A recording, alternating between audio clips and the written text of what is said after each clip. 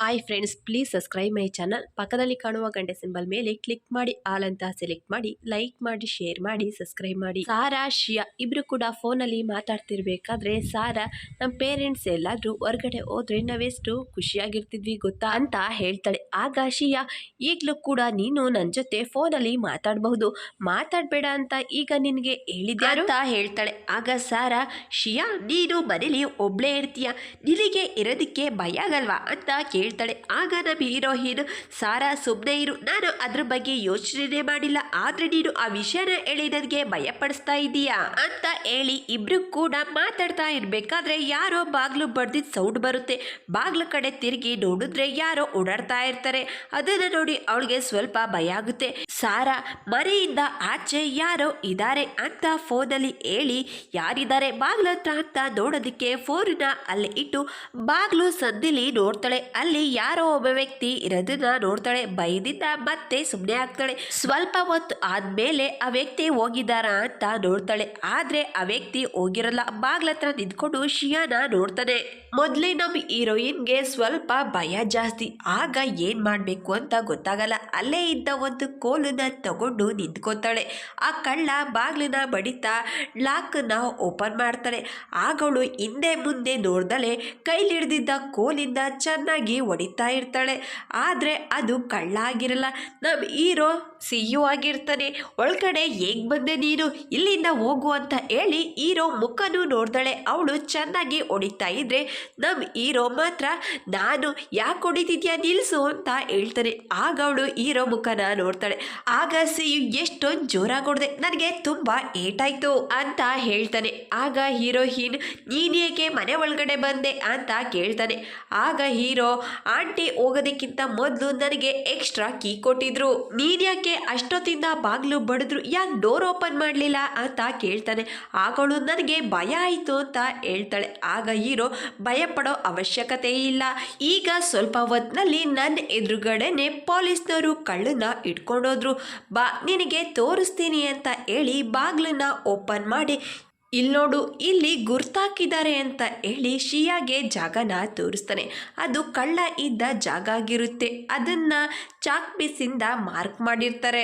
ಈಗ ಸಿಯು ಶಿಯಾನ ಕರ್ಕೊಂಡು ಶಾಪಿಂಗ್ ಮಾಡೋದಿಕ್ಕೆ ಅಂತ ಮಾಲಿಗೆ ಬಂದಿರ್ತಾರೆ. ಸಿಯು ಇದು ಬೇಕು ಅಂತ ಹೇಳಿ ಅದನ್ನ ತಗೊಂಡು ಬ್ಯಾಸ್ಕೆಟ್ ಒಳಗಡೆ ಹಾಕೊಂಡ್ರೆ ಶಿಯಾ ಮತ್ತೆ ಸಿಯು ತಗೊಂಡಿದ್ದನ್ನ ವಾಪಸ್ ಅಲ್ಲೇ ಇಡ್ತಾಳೆ. ಈಗ ನಮ್ಮ ಹೀರೋ ಸ್ವಲ್ಪ ಜ್ಯೂಸ್ ತಗೊಳ್ಳೋಣ ಅಂತ ಹೇಳಿ ಜ್ಯೂಸ್ ಪ್ಯಾಕೆಟ್ ನ ತಗೋತಾನೆ. ಆದ್ರೆ ಶಿಯಾ ಸಿಯುಗೆ ಗೊತ್ತಾಗ್ದಾಗೆ ಆ ಜ್ಯೂಸ್ ಪ್ಯಾಕೆಟ್ನು ಕೂಡ ವಾಪಸ್ ಅಲ್ಲೇ ಇಡ್ತಾಳೆ. ಅದು ಅವನಿಗೆ ಗೊತ್ತಾಗೋದೇ ಇಲ್ಲ. ನಮ್ಮ ಹೀರೋಗೆ ಏನ್ ತಗೋಬೇಕು ಅಂತ ಅನ್ಸುತ್ತೋ ಅದನ್ನೆಲ್ಲ ತಗೊಂಡು ಬ್ಯಾಸ್ಕೆಟ್ ಒಳಗಡೆ ಹಾಕೊಂಡ್ರೆ ಹೀರೋಯಿನ್ ಮಾತ್ರ ಅದನ್ನ ತಗೋತಾ ಇರೋದಿಲ್ಲ. ಈಗ ಹೀರೋ ಶಾಂಪು ತಗೋಬೇಕು ಅಂತ ಹೇಳಿ ಶಾಂಪು ತಗೋತಾನೆ.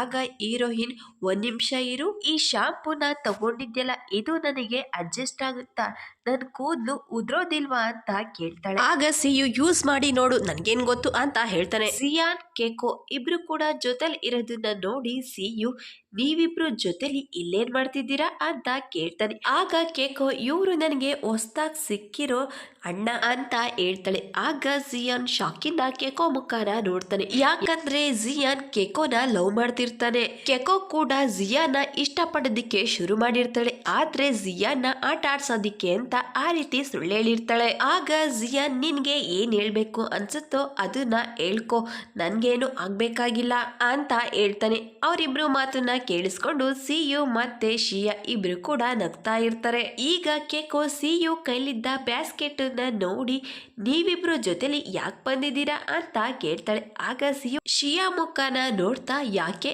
ನಾವಿಬ್ರು ಜೊತೆಲಿ ಬರಬಾರ್ದ ಅಂತ ಕೇಳ್ತಾನೆ. ಆಗ ಜಿಯಾನ್, ಶಿಯಾ ನೀನು ತುಂಬಾ ಚೆನ್ನಾಗಿ ಡ್ರಾಯಿಂಗ್ ಮಾಡ್ತೀಯಂತೆ ಅಂತ ಕೇಳ್ತಾನೆ. ಆಗ ನಮ್ ಹೀರೋಯಿನ್ ಖುಷಿಯಿಂದ ಹೌದು ಅಂತ ಹೇಳ್ತಾಳೆ. ಈಗ ಸಿಯು ರೂಮ್ ಬಾಗ್ಲುನ ಓಪನ್ ಮಾಡ್ತಾಳೆ. ಅದೇ ಸಮಯಕ್ಕೆ ಸರಿಯಾಗಿ ಶಿಯಾ ಕೂಡ ರೂಮಿಂದ ಆಚೆ ಬರ್ತಾಳೆ. ಆಗ ಇಬ್ರು ಕೂಡ ಜೋರಾಗಿ ಕಿರ್ಚುತ್ತಾರೆ. ಭಯದಿಂದ ಶಿಯಾನ ಸಿಯು ಅವ್ರ ಮನೆಗೆ ಕರ್ಕೊಂಡ್ ಬಂದಿರ್ತಾನೆ. ಆಗ್ತಾನೆ ಶಿಯಾ ಸ್ನಾನ ಮಾಡ್ಕೊಂಡು ಬಂದಿರ್ತಾಳೆ. ಆಗ ಒಬ್ರು ಮಗನ ಒಬ್ರು ನೋಡ್ತಾ ನಿಂತಿರ್ಬೇಕಾದ್ರೆ ಸಿಯು ರೂಮ್ ಬಾಗ್ಲನ್ನ ಲಾಕ್ ಮಾಡ್ಕೋಬೇಕಲ್ವಾ, ಲಾಕ್ ಮಾಡ್ಕೋ ಅಂತ ಹೇಳಿ ಸಿಯು ಅಲ್ಲಿಂದ ಹೋಗೋದಿಕ್ಕೆ ಅಂತ ಹೋಗ್ತಾನೆ. ಆಗ ಶಿಯಾ, ಏರ್ ಡ್ರೈ ಎಲ್ಲಿದೆ ಅಂತ ಕೇಳ್ತಾಳೆ. ಆಗ ಹೀರೋ ರೂಮಲ್ಲಿ ಆ ಕಡೆ ಈ ಕಡೆ ನೋಡ್ತಾ, ಅಮ್ಮ ನಿಮ್ ಏರ್ ಡ್ರೈ ಎಲ್ಲಿದೆ ಅಂತ ಕೇಳ್ತಾನೆ. ಆಗ ಅವರಮ್ಮ ಸಿಂಕ್ ಕೆಳಗಡೆ ಕ್ಯಾಬಿನೆಟ್ ಅಲ್ಲಿದೆ, ಹುಷಾರಾಗಿ ನೋಡು ಅಂತ ಹೇಳ್ತಾರೆ. ಆಗ ನಮ್ ಹೀರೋಯಿನ್ಗಾಗಿ ಏರ್ ಡ್ರೈನ ಹುಡುಕಿ ಅವಳ ಕೈಗೆ ಕೊಟ್ಟು ಅಲ್ಲಿಂದ ಹೋಗ್ತಾನೆ. ನಮ್ ಹೀರೋಯಿನ್ಗೆ ಸ್ವಲ್ಪ ಮುಜುಗರ ಆಗುತ್ತೆ.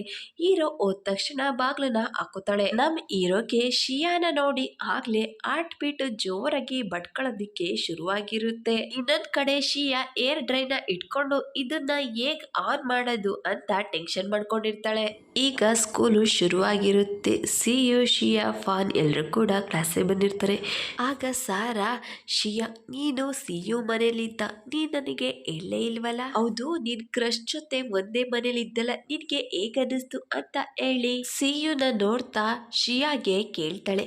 ಆಗ ಶಿಯಾ, ಯಾರ ಕ್ರಶು ಹಾಗೆಲ್ಲ ಏನೂ ಇಲ್ಲ, ನಾವಿಬ್ರು ಒಳ್ಳೆ ಫ್ರೆಂಡ್ಸ್ ಅಷ್ಟೇ ಅಂತ ಹೇಳ್ತಾಳೆ. ಆಗ ಸಾರಾ, ಶಿಯಾ ನೀನೆಷ್ಟು ಲಕ್ಕಿ ಗೊತ್ತಾ, ಇವತ್ತು ಎಲ್ಲ ವಿಷಯನೂ ಹೇಳಲೇಬೇಕು ಅಂತ ಕೇಳ್ತಾಳೆ. ಆಗ ಶಿಯಾ, ಹಾಗೆಲ್ಲ ಏನೂ ಇಲ್ಲ, ನೀನು ಅನ್ಕೊಂಡಿರಬಹುದು, ಒಂದೇ ಮನೇಲಿ ಇದ್ದ ತಕ್ಷಣ ಆ ರೀತಿ ಎಲ್ಲ ಅನ್ಕೋಬಾರ್ದು, ನೀನೇ ಯೋಚನೆ ಮಾಡು, ನೀನು ಫಾನ್ ಯಾವಾಗ್ಲೂ ಒಂದೇ ಮನೇಲಿ ಇದ್ರೆ ನಿನ್ಗೆ ಏನನ್ಸುತ್ತೆ, ಚೆನ್ನಾಗಿ ಯೋಚನೆ ಮಾಡಿ ಹೇಳು ಅಂತ ಹೇಳ್ತಾಳೆ. ಆಗ ಸಾರಾ, ನಾನು ಇದ್ರ ಬಗ್ಗೆ ಯೋಚನೆ ಮಾಡಲಿಲ್ಲ, ಚಿಕ್ಕ ವಯಸ್ಸಲ್ಲಿ ನಾನು ಫಾನ್ ಒಂದೇ ಮನೇಲಿ ಇರ್ತಾ ಇದ್ದೋ ಅಂತ ಹೇಳ್ತಾಳೆ. ಆಗ ಶಿಯಾ, ಹಾಗಿದ್ರೆ ಹೇಳು ಅಂತ ಕೇಳ್ತಾಳೆ. ಆಗ ಸಾರಾ, ಫಾನ್ ಚಿಕ್ಕ ವಯಸ್ಸಲ್ಲಿ ಯಾವಾಗ್ಲೂ ಮನೆ ಬಿಟ್ಟು ಓಡೋಗ್ತಾ ಇದ್ದ, ನಮ್ ಫ್ಯಾಮಿಲಿನೂ ಅವ್ರ ಫ್ಯಾಮಿಲಿನೂ ತುಂಬಾ ಕ್ಲೋಸ್ ಆಗಿರ್ತಾ ಇತ್ತು. ಅವನು ಅವ್ರ ಮನೆಯಿಂದ ತಪ್ಪನೆಗೆ ಬಂದು ತುಂಬಾ ಗಲಾಟೆ ಮಾಡೋನು, ನಮ್ ಮನೇಲೆ ಮಲ್ಕೋತಾ ಇದ್ದ. ಒಂದ್ ವಿಷಯ ಹೇಳ್ತೀನಿ, ಯಾರಿಗೂ ಹೇಳ್ಬಾರ್ದು, ಬೆಳಿಗ್ಗೆ ಎದ್ದು ನೋಡಿದ್ರೆ ಫಾನು ಮಂಚದ ಮೇಲೆ ಮಲ್ಕೊಂಡಿದ್ರೆ ನಾನು ನೆಲ ಮೇಲೆ ಮಲ್ಕೊಂಡಿರ್ತಿದ್ದೆ ಅಂತ ಹೇಳ್ತಾಳೆ. ಆಗ ಶಿಯಾ, ನಾನು ಕೂಡ ಬೇರೆಯವ್ರ ಮನೇಲಿ ಇರಬೇಕಾಗಿತ್ತು ಅಂತ ಹೇಳಿ ಇಬ್ರು ಕೂಡ ಮಾತಾಡ್ತಾ ನಗ್ತಾ ಸಿಯು ಕಡೆ ನೋಡ್ತಾರೆ. ಸಿಯು ಕೂಡ ಫ್ರೆಂಡ್ಸ್ ಜೊತೆ ಮಾತಾಡ್ತಾ ಶಿಯಾನ ನೋಡ್ತಾ ನಿಂತಿರ್ತಾನೆ. ಅದನ್ನ ನೋಡಿ ಶಿಯಾಗೂ ತುಂಬಾ ಖುಷಿಯಾಗುತ್ತೆ. ಈಗ ನಮ್ ಹೀರೋಯಿನ್ ಫ್ರೆಂಡ್ಸ್ ಎಲ್ಲರೂ ಕೂಡ ಕ್ಯಾಂಟೀನ್ ಅಲ್ಲಿ ಕುತ್ಕೊಂಡು ಜ್ಯೂಸ್ ಕುಡಿತಿರ್ಬೇಕಾದ್ರೆ ಕೆಕೋ, ರಾತ್ರಿ ಎಲ್ಲ ಒಂದೇ ಮನೇಲಿ ಇದ್ರಲ್ವಾ, ಏನ್ ಮಾತಾಡೋದ್ರಿ ಅಂತ ಕೇಳ್ತಾಳೆ. ಆಗ ಶಿಯಾ, ಏನ್ ಮಾತಾಡೋದು, ಸುಮ್ನೆ ಮಲ್ಕೊಂಡು ಅಂತ ಹೇಳ್ತಾಳೆ. ಆಗ ಸಾರಾ, ಇವರಿಬ್ರು ಲವ್ ಸ್ಟೋರಿ ತುಂಬಾ ರೊಮ್ಯಾಂಟಿಕ್ ಆಗಿದೆ, ಮುಂದೆ ಇದು ಏನೇನಾಗುತ್ತೋ ಅಂತ ಹೇಳ್ತಾಳೆ. ಆಗ ಶಿಯಾ ಸಾರಾ ಇಬ್ರು ಕೂಡ ನಗ್ತಾ ಇದ್ರೆ ಕೇಕೋ, ನೀವಿಬ್ರು ನಗೋದನ್ನ ಸ್ವಲ್ಪ ನಿಲ್ಸಿ, ಇಬ್ರು ಜೊತೆಲಿ ತಕ್ಷಣ ಏನು ಆಗೋದಿಲ್ಲ ಅಂತ ಹೇಳ್ತಾಳೆ. ಆಗ ಸಾರಾ, ಒಂದಿನ ಪೂರ್ತಿ ಜೊತೆಲಿರು, ಆಗ ನಿನ್ಗೆ ಅರ್ಥ ಆಗುತ್ತೆ ಅಂತ ಹೇಳ್ತಾಳೆ. ಆಗ ಕೇಕೋ, ಶಿಯಾ ನಿನ್ಗೆ ಇದ್ರ ಬಗ್ಗೆ ಏನ್ ಅನ್ಸುತ್ತೆ ಅಂತ ಕೇಳಿದ್ರೆ ಶಿಯಾ ಮಾತ್ರ ಖುಷಿಯಿಂದ, ನಾನು ಏನು ಅಂತ ಹೇಳಿ ನನಗೆ ಮಾತ್ರ ತುಂಬಾ ಖುಷಿ ಆಯ್ತು ಅಂತ ಹೇಳ್ತಾಳೆ. ಆಗ ಸಾರಾ, ನಿಜವಾಗ್ಲೂ ನೀನು ಹುಚ್ಚಿದೆ ಅಂತ ಹೇಳ್ತಾಳೆ. ಈಗ 3 ಜನನು ಕೂಡ ಜ್ಯೂಸ್ ಕುಡಿತಿರ್ಬೇಕಾದ್ರೆ ಹೀರೋಯಿನ್ಗೆ ಬಿಗ್ಲಕ್ಕೆ ಬರುತ್ತೆ. ಅವಳು ಬಿಗ್ಲಿಸ್ ತಕ್ಷಣ ಜ್ಯೂಸ್ ಇಂದ ಸ್ವಲ್ಪ ಸೌಂಡ್ ಬರುತ್ತೆ. ಆಗ 3 ಜನನು ಕೂಡ ಜೋರಾಗಿ ನಗ್ತಾ ಇರ್ತಾರೆ. ನಮ್ ಹೀರೋ ಕ್ಲಾಸ್ ರೂಮ್ ಅಲ್ಲಿ ಮಲ್ಕೊಂಡಿರ್ತಾನೆ. ಶಿಯಾ ಸಿಯುನ ನೋಡ್ತಾ, ನನ್ ಮನ್ಸಿಗೆ ತುಂಬಾ ಹತ್ರವಾಗಿದ್ದಾನೆ, ನನ್ ಕಣ್ಣು ಯಾವಾಗ್ಲೂ ಸಿಯುನ ಹುಡುಕ್ತಾ ಇರ್ತವೆ ಅಂತ ಹೇಳಿ ಮನ್ಸಲ್ಲೇ ಮಾತಾಡ್ಕೊಂಡು ನಗ್ತಾ ಇರ್ತಾಳೆ. ಪಕ್ಕದಲ್ಲೇ ಕೂತಿದ್ದ ಸಾರಾ, ಯಾಕೆ ಒಬ್ಳೆ ನಗ್ತಾ ಇದೀಯಾ ಅಂತ ಕೇಳ್ತಾಳೆ. ಆಗ ನಮ್ ಹೀರೋಯಿನ್ ಏನು ಕೂಡ ಹೇಳೋದಿಲ್ಲ. ಆಗ ಸಾರಾ, ನನ್ಗೆ ಗೊತ್ತಾಯ್ತು, ಸಿಯು ಅಂತ ಇಂಟೆಲಿಜೆಂಟ್ ಹುಡುಗ, ನೋಡೋದಿಕ್ಕೆ ಹ್ಯಾಂಡ್ಸಮ್ ಆಗಿದ್ದಾನೆ, ನಿನ್ ಜೊತೆ ಫ್ರೆಂಡ್ಶಿಪ್ ಮಾಡಿದ್ದಾನೆ ಅಂತ ಹೇಳ್ತಾಳೆ. ಆಗ ಶಿಯಾಗೆ ಅವಳ ಮಾತು ಕೇಳಿ ತುಂಬಾ ಖುಷಿ ಆಗುತ್ತೆ. ಈಗ ಸಿಯು ನೋಟ್ಸ್ನ ಬರಿತಾ ಕೂತಿರ್ತಾನೆ. ಆಗಳು, ನಾನು ಯಾವಾಗಲೂ ನಿನ್ನ ಮೇಲೆ ಡಿಪೆಂಡ್ ಆಗೋದಿಕ್ಕಾಗಲ್ಲ, ನಾನು ಕೂಡ ಪ್ರಯತ್ನ ಮಾಡ್ತೀನಿ, ಕೊಡು ಅಂತ ಹೇಳಿ ಅವನ ಕೈಲಿದ್ದ ನೋಟ್ಬುಕ್ನ ತಗೊಂಡು ಬರಿತಾ ಕೂತಿರ್ತಾಳೆ. ಆಗ ಸಿಯು ಶಿಯಾನ ನೋಡ್ತಾ ಅಂತ ಹೇಳ್ತಾನೆ. ಆಗ ನಮ್ಮ ಹೀರೋಯಿನ್ನು, ಈ ಕಾಂಪಿಟೇಷನ್ ಮುಗಿದ್ಮೇಲೆ ನಿನಗೆ ವಾಕಿಂಗ್ ಯೂನಿವರ್ಸಿಟಿಲಿ ಸೀಟು ಸಿಗುತ್ತಾ ಅಂತ ಕೇಳ್ತಾಳೆ. ಆಗ ನಮ್ಮ ಹೀರೋ, ಈ ಕಾಂಪಿಟೇಷನ್ ಅಲ್ಲಿ ನನಗೆ ಫಸ್ಟ್ ಪ್ರೈಸ್ ಬಂದ್ರೆ ಮೆರಿಟ್ ಜೊತೆಗೆ ಇದು ಕೂಡ ಅನುಕೂಲ ಆಗುತ್ತೆ, ಸೀಟು ಸಿಗುತ್ತೆ ಅಂತ ಹೇಳ್ತಾನೆ. ಆಗ ಅದನ್ನ ಕೇಳಿ ಅವಳಿಗೆ ಬೇಜಾರಿಂದ ಸರಿ ಅಂತ ಹೇಳಿ ಸುಮ್ಮನೆ ಕುತ್ಕೋತಾಳೆ. ಆಗ ನಮ್ ಹೀರೋ, ಯಾಕೆ ಏನಾಯ್ತು ಅಂತ ಕೇಳ್ತಾನೆ. ಆಗ ಹೀರೋಯಿನ್, ಸುಮ್ಮನೆ ಕೇಳ್ದೆ, ನೀನು ವಾಕಿಂಗ್ ಯೂನಿವರ್ಸಿಟಿಗೆ ಹೋದ್ರೆ ನಿಮ್ ತಂದೆ ಜೊತೆ ಜಿಯಾಲಿಕ್ ಸಿಟಿಲಿ ಇರ್ತೀಯ, ಅದು ತುಂಬಾ ಚೆನ್ನಾಗಿದೆ, ನನ್ಗಂತೂ ಆ ಪ್ಲೇಸು ತುಂಬಾ ಇಷ್ಟ, ಅದು ದೊಡ್ಡ ಸಿಟಿ, ನಾನು ಕೂಡ ಅಲ್ಲಿಗೆ ಹೋಗ್ಬೇಕು ಅಂತ ಹೇಳ್ತಾಳೆ. ಆಗ ಅವನು ಅವಳ ಮಾತನ್ನ ಕೇಳಿ, ಶಿಯಾ ನೀನು ಖಂಡಿತ ಅಲ್ಲಿಗೆ ಹೋಗೇ ಹೋಗ್ತೀಯಾ ನೀನು ಕೂಡ ಎಕ್ಸಾಮ್ ನ ಬರಿಬಹುದು ಅಂತ ಹೇಳ್ತಾನೆ. ಆಗ ನಮ್ ಹೀರೋಯಿನ್ ಹೀರೋ ಮುಖನ ನೋಡ್ತಾ ಇರ್ತಾಳೆ. ಆದ್ರೆ ಇದೆಲ್ಲ ಅವಳ ಕನ್ಸಾಗಿರುತ್ತೆ. ಸ್ಕೂಲಲ್ಲಿ ಮಲ್ಕೊಂಡು ಕನಸು ಕಾಣ್ತಾ ಇರ್ತಾಳೆ. ಸಾರಾ ಶಿಯಾನ ಎಪ್ಸಿ, ಶಿಯಾ ನೀನು ಕನಸು ಕಾಣ್ತಿದ್ಯಾ? ಯಾವ ಕನಸು ಕಂಡೆ ನನಗೂ ಹೇಳು, ನಿನ್ ಕನ್ಸಲ್ಲಿ ಯಾರು ಬಂದಿದ್ರು ಅಂತ ಕೇಳ್ತಾಳೆ. ಆಗ ನಮ್ ಹೀರೋಯಿನ್ ಹಾಗೆಲ್ಲ ಏನು ಇಲ್ಲ, ನೀ ಸ್ವಲ್ಪ ಸುಮ್ಮನೆ ಇರು ಅಂತ ಹೇಳ್ತಾ ಇದ್ರೆ ಹಿಂದೆ ಕೂತಿದ್ದ ಶಿಯಾ ಕಾಲತ್ರ ನೋಡ್ತಾನೆ. ಅಲ್ಲಿ ಅವಳ ಸ್ಪೆಕ್ಸ್ ಕೆಳಗಡೆ ಬಿದ್ದೋಗಿರುತ್ತೆ. ಆಗ ಅವನು ಪೆನ್ನಿಂದ ಶಿಯಾನ ತಿವಿತಾನೆ. ಶಿಯಾ ಅಂತ ಕೂಗ್ತಾನೆ. ಆಗ ಅವಳು ಸುಮ್ಮನೆ ಇರು, ಕ್ಲಾಸ್ ರೂಮಲ್ಲಿ ನನ್ನನ್ನ ಮಾತಾಡಿಸ್ಬೇಡ ಅಂತ ಹೇಳ್ತಾಳೆ. ಆಗ ಅವನು ನಿನ್ ಸ್ಪೆಕ್ಸು ಕೆಳಗಡೆ ಬಿದ್ದೋಗಿದೆ ಅಂತ ಹೇಳ್ತಾನೆ. ಅಷ್ಟರಲ್ಲಿ ಲೀ ಸರ್ ಕೂಡ ಕ್ಲಾಸ್ಗೆ ಬಂದಿರ್ತಾರೆ.